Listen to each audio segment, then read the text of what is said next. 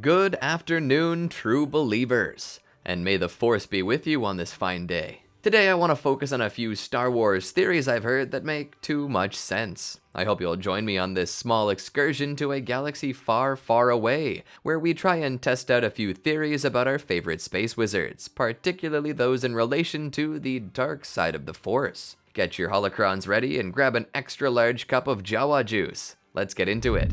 Theory number 1. Darth Plagueis survived. We all know the story about Darth Plagueis the Wise. He was a Sith Lord so powerful that the only thing he feared was losing his power, which, of course, he did. Unfortunately, he taught his apprentice everything he knew, and his apprentice killed him in his sleep. This story is ironic, as Darth Plagueis managed to use the midichlorians to create life, and could use them to sustain life, keeping others from dying, but he could not save himself. It's common knowledge now that Darth Plagueis was the Dark Master of Darth Sidious, who would later become Emperor Palpatine. This story became so popular that it even spawned a book by James Luceno, named after the titular Sith. And while this book remains within the Legends continuity, for the most part it holds to some form of canon, including the secret lore that it was actually Darth Plagueis who gave birth to the Chosen One, Anakin Skywalker. You see, George Lucas made mention of the scene where Palpatine tells Anakin the Sith legend about Darth Plagueis the Wise,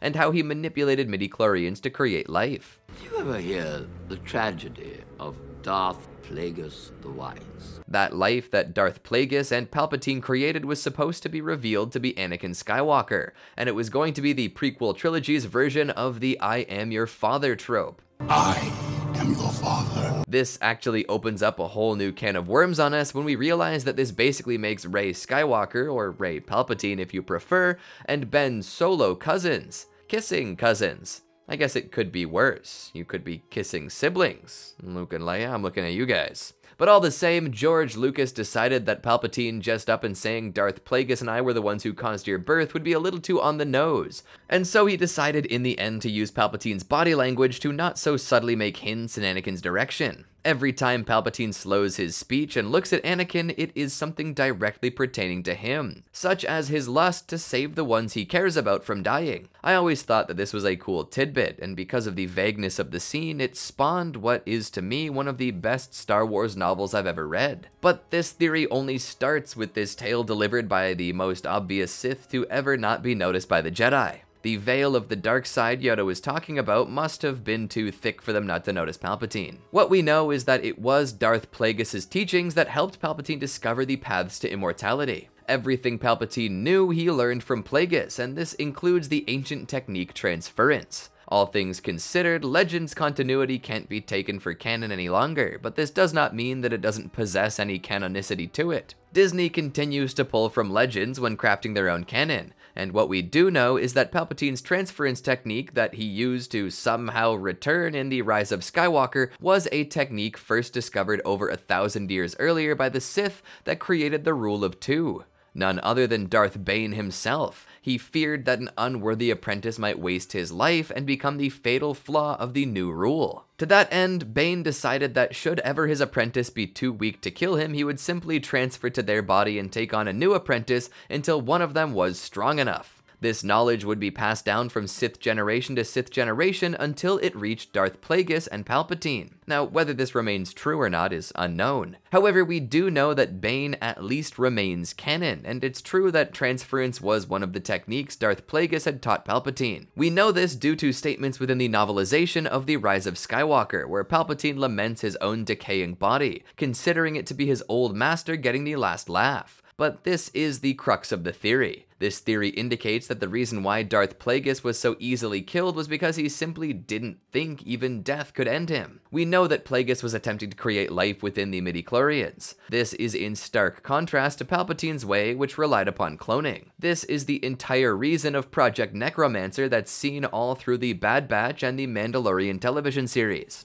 The issue Palpatine was facing, though, was that he could not create a clone with midichlorians strong enough to be capable of holding his body together. This caused Palpatine's clone body to fall apart until he absorbed the life essence of the Force dyad of Ben Solo and Rey Skywalker. But all in all, this was a slightly vain project to undertake, as all it truly did was create clones that looked like Palpatine, when we know anything would have done. But this wasn't the only thing Palpatine tried. We know he fathered a son in his old age, and then grandfathered Rey, who he felt would be the perfect vessel due to her strength. But this stands opposite of Darth Plagueis, who would have had no issue transferring. Even if going by the standpoint of Darth Plagueis being stronger than Palpatine, which likely isn't true, we know that through his experiments with creating life, he created the most powerful Jedi or Sith to ever exist, Anakin Skywalker. It was through this creation that Darth Plagueis proved his superiority. Cloning a Jedi, according to Jedi Master Ram Koda in The Force Unleashed 2, no one can clone a Jedi.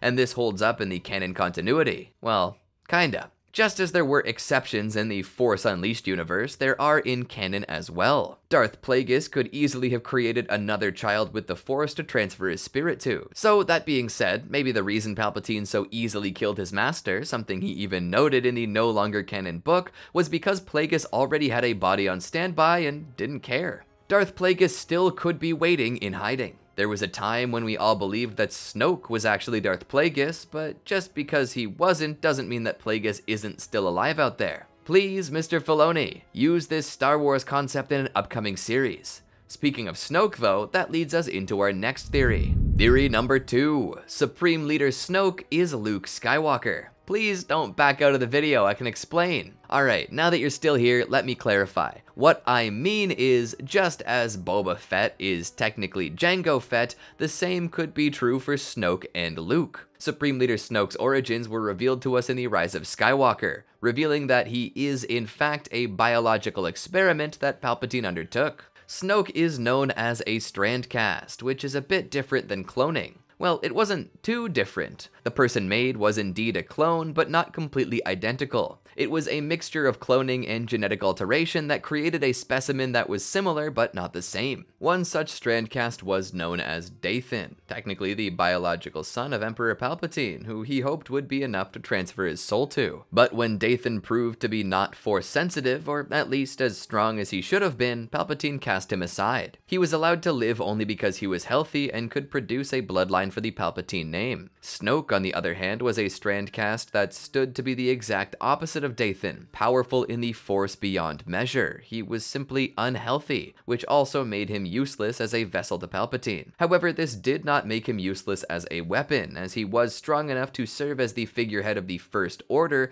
that would hold the throne for Palpatine until the process of cloning was officially perfected. However, Snoke and Dathan are fundamentally different, as they don't appear to be the same in appearance. Well, I know that's obvious, but I mean, Snoke in no way to me favors Palpatine. But furthermore, only one of the two were ever considered to be the child of the Emperor. Another thing about a strand cast is that they generally are a clone, who have a base template but have other things added in. Dathan's template was good ol' Sheev, but Snoke's template remains unknown to us. However, we can guess that it's likely Luke Skywalker, which would technically make Snoke the son of Luke Skywalker. The reason we know this is that after Luke's battle with Vader on Bespin, he lost his hand and his lightsaber. Luke would go back days after this to retrieve his lightsaber, but upon failing to find it, he gave up. An Ugnaught would find the lightsaber eventually, and the blade would make its way to Takodana under the protection of Maz. The hand, however, had a different journey. In the Darth Vader comic series, our titular antagonist is led to Exegol,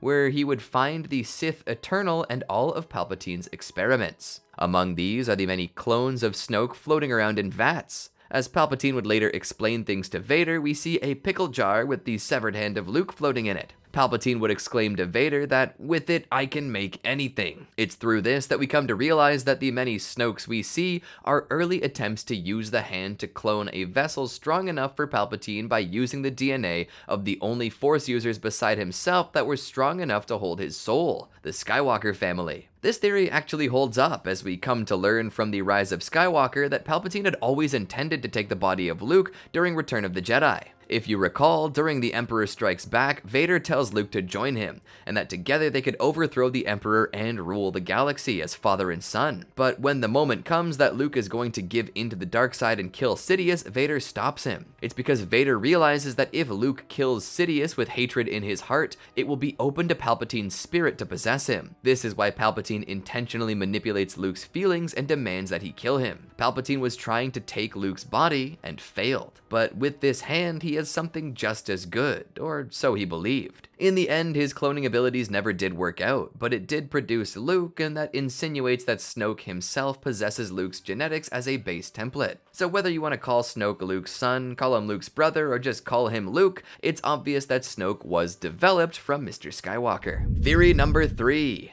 Darth Vader was the main protagonist. Jumping from Snoke to the Skywalker family, I would like to posit that Anakin Skywalker was always the protagonist of the first 6 movies. While the prequels show him as the main protagonist until his fall to the dark side, the original trilogy shows Luke as the main protagonist. But I posit that Anakin, despite his fall to the dark side, was always supposed to be the main protagonist. This theory spawns from Anakin being the Chosen One. Some have come to believe that the Chosen One was actually Luke, but this remains untrue. Anakin and Vader both were the Chosen One. When Vader turned to the dark side, he did not stop being the Chosen One. In fact, I would suggest that him becoming Vader is what made him the Chosen One, and that Anakin wasn't the Chosen One until he became Vader. You see, both the Jedi and the Sith have a Chosen One prophecy. For the Jedi, this prophecy was the Chosen One, who was supposed to bring balance to the Force and destroy the Sith. The Jedi assumed that this meant that the Chosen One had to be a Jedi, but even Yoda admitted that it was possible that the Jedi misread the prophecy. Conversely, the Sith had a prophecy as well. This spoke of a dark Chosen One known as the Sithari. The Sithari was a being who was said to destroy the Sith and make them stronger than ever. In the past, many laid claim to the title of Sithari, including Darth Bane, who seemed to fit the prophecy best. The prophecy goes as such: the Sithari will be free of limits. The Sithari will lead the Sith and destroy them. The Sithari will raise the Sith from death and make them stronger than before. Bane was said to be this Sithari, but I don't believe this is so, as Vader fulfilled the prophecy as well. Vader, being born of the Force, was connected to the Force in such a way that so few people had connection to the Force like he did. This even led to Vader being able to bring the dead back to life, a feat he sought for years. And this feat is what he used to bring back the Grand Inquisitor multiple times. This was why the Inquisitor stated before his death at the hands of Kanan Jarrus that there are some things far more frightening than death. That thing he spoke of was Vader. And before you ask, yes, Vader attempted to use this power to bring Padme back to life. However, Padme basically refused him and divorced him right then and there, giving a whole new meaning of till death do you part. Vader, in a hyperbolic manner, had no limits. Upon killing Palpatine, he destroyed the Sith, and through his progeny, Luke and Leia, produced a powerful grandson, as well as likely a powerful granddaughter, genetically through Dathan, who were a dyad in the Force, used to revive Palpatine stronger than he ever had been. This is true. However, the meat of this theory lies in that Anakin technically fulfilled his mandate in bringing balance to the Force. I've had many a conversation with many a Star Wars fan on the nature of the dark side, with some stating that the dark side of the Force is nothing more than the perversion of the light side. This likely comes from Palpatine stating that the dark side of the Force is a pathway to many abilities some consider to be unnatural. However, I don't think this is true. The Force is shown to move darkly by itself. Chirrut Imwe stated in the movie Rogue One, a Star Wars story, that the Force moves darkly around a being intending to kill someone. Death itself, according to Yoda, is a natural part of life, and therefore the dark side of the Force, while a pathway to many unnatural abilities, is itself natural. We know this because there are many Force nexuses across the galaxy, many of which the Jedi have built temples over. But not all of them are good nexuses. It is known that the Jedi Temple on Coruscant was built atop an ancient Sith shrine, and we know that both Dagobah and Ahch-To possessed natural areas that were strong with the dark side, that being the Cave of Luke's Trials as well as the pit where Rey went after it tempted her. The dark side itself is a force of nature, pardon the pun, and isn't simply a perversion but a different side of the same coin. Just as the light side fosters life, the dark side brings death. The Force may be created by life and fed by it, but life itself can collapse without the concept of death. Balance is required to ensure that the galaxy isn't overcrowded or undercrowded. It's why those who die become a part of the Force, and that includes the Sith. Sith are shown to be able to exist within the Force beyond the grave just as much as a Jedi can. Even non-Force users can and have. One of the best visions of this would be Anakin Skywalker's appearance in the Ahsoka series, where he's portrayed as a Jedi. But when Ahsoka needs a good kick in the rear, he turns into Darth Vader and utilizes the dark side to motivate her. The Mortis gods were also representative of the Force, with the daughter being shown to represent the light side, the son being shown to represent the dark side, and the father maintaining balance between. Something that Anakin displayed during his time on Mortis. Now, considering that balance isn't the eradication of the dark side, but the ability to use both light and dark equally, it should start to make sense. For thousands of years, the Sith were reduced in number to 2.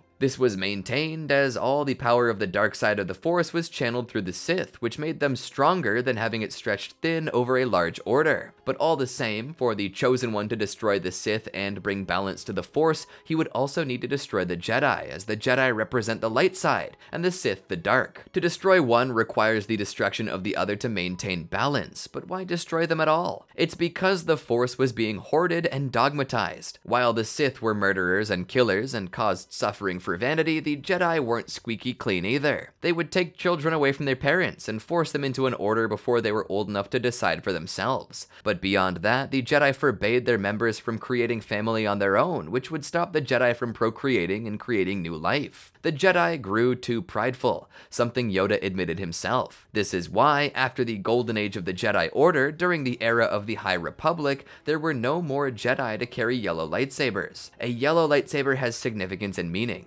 Each color has meaning to it, and the yellow is the most sought after, as it's proof that a Jedi is using their power for the community and for those who actually need it, instead of focusing solely upon their strength, the meaning of blue, or focusing on the knowledge they can gain, the meaning of green. The difference is, green and blue blades indicate that the path a Jedi takes is for themselves. It's actually selfishness. Yellow blades indicate a Jedi is a guardian of the people, and that everything they do is solely for the good of others. That's why when the yellow blades disappeared, that the age of the Jedi Order began to fall apart. It's also the reason why Rey possessing a yellow lightsaber is so significant, as it insinuates that we're going to see the rise of a new golden age of Jedi. Qui-Gon Jinn was the Jedi who was best connected to the Force, and despite possessing a green blade, it's my opinion that if any Jedi at the time were worthy of a golden one, it would have been him. Qui-Gon followed the will of the Force exclusively, which set him apart from the Council, and was the reason why they excluded him from the Council and why he didn't want to be on it anyway. He often did things that were against the ideals of the Jedi Order, including his killing of a defenseless creature simply because he believed that it was the Force's will that the creature die.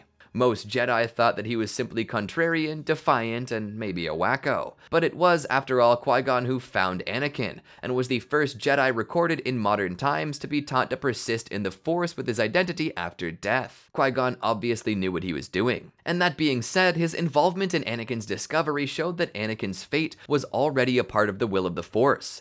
And while we sometimes see Anakin as evil for doing what he did, we can't deny that it was the will of the Force, and that he did bring balance. The Jedi lost touch with the Force, and the dark side conglomerated it. In killing the Jedi, Palpatine, and then himself, he bequeathed the will of the Force to his son, Luke, who stood connected to both the light side and dark side equally. Balance was brought to the Force not by the Jedi Anakin Skywalker, but by the Sith Lord Darth Vader. And this is why I feel that Vader was always the main protagonist of the original story. But what do you think? Do you agree with these theories? Do you have more of your own? Tell us your theories below and maybe we'll explore them in a later video. Don't forget to like, subscribe, and ring the bell to be notified about our latest videos. And now I bid to you, dear viewers, peace. May the Force be with you all, true believers. Excelsior!